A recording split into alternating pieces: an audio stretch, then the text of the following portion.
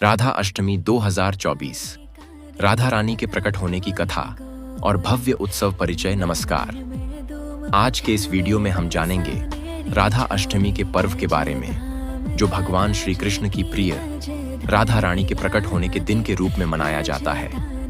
राधा अष्टमी श्री कृष्ण जन्माष्टमी के 15 दिन बाद मनाई जाती है और इस दिन का भक्तों के जीवन में विशेष महत्व है। राधा रानी की जन्म कथा।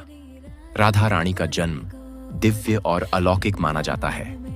मान्यताओं के अनुसार वे धरती पर प्रकट हुई थीं, लेकिन उनका जन्म सामान्य मानवों की तरह नहीं हुआ था। कथा।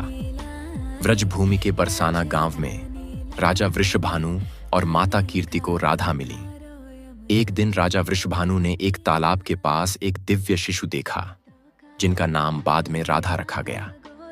मान्यता है कि राधा का जन्म बिना किसी शारीरिक प्रक्रिया के हुआ था, क्योंकि वे भगवान की अनंत शक्ति और भक्ति की मूरत मानी जाती हैं। राधा अष्टमी का महत्व। राधा अष्टमी का दिन भक्तों के लिए असीम श्रद्धा और भक्ति का पर्व है। राधा जी को श्री कृष्ण की सर्वोच्च भक्त माना जाता है। बिना राधा के श्री कृष्ण की आराधना अधूरी मानी जाती है।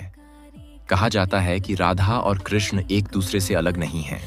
वे प्रेम, भक्ति और आत्मसमर्पण का प्रतीक हैं।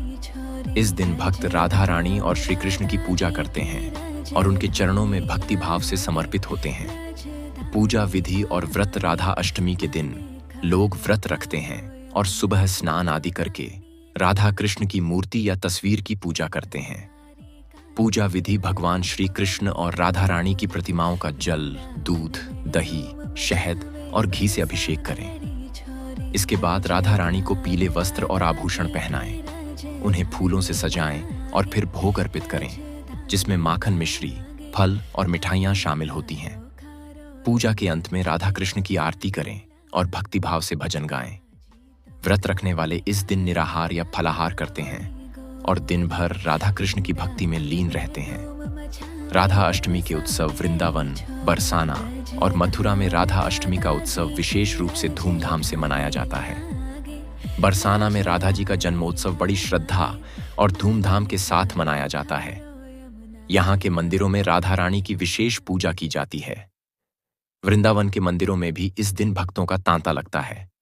राधा रानी की भव्य झांकियां निकाली जाती हैं और उनके अभिषेक के दौरान पूरे मंदिर परिसर में भक्तों द्वारा भजन कीर्तन गाए जाते हैं। राधा कृष्ण भक्ति और भजन। राधा अष्टमी के दिन राधा कृष्ण भजन गाने का विशेष महत्व है। राधा रानी की महिमा का गान करने से भक्तों को विशेष आशीर्वाद मिलता है। कुछ प्रसिद्ध भजनों का उल्लेख करें जो इस दिन गाए जाते हैं। राधा नाम की फुलवारी में। श्याम तेरी बंसी पुकारे राधा नाम, राधे राधे जपो चले आएंगे बिहारी। राधा कृष्ण प्रेम और भक्ति का संदेश। राधा और कृष्ण का प्रेम केवल एक लौकिक प्रेम नहीं है, बल्कि यह परमात्मा और भक्त के बीच की अटूट भक्ति का प्रतीक है। यह प्रेम आत्मा और परमात्मा के मिलन की कहानी है। राधा अष्टमी हमें यह सिखाती है कि भगवान की भक्ति में प्रेम, समर्पण और निष्काम भाव होना चाहिए। जब हम राधा की तरह निस्वार्थ भाव से भगवान को समर्पित होते हैं, तभी हमारी भक्ति पूर्ण मानी जाती है। समापन। इस पावन अवसर पर राधा अष्टमी की आप सभी को हार्दिक शुभकामनाएं। आप भी इस दिन राधा रानी और श्री कृष्ण की भक्ति में लीन हों और उनके आशीर्वाद से अपना जीवन धन्य बनाएं। अगर आपको यह वीडियो पसंद आया हो तो इसे लाइक और शेयर करें और हमारे चैनल को सब्सक्राइब करें, ताकि आपको ऐसे और धार्मिक और आध्यात्मिक वीडियो मिलते रहें। जय श्री राधे।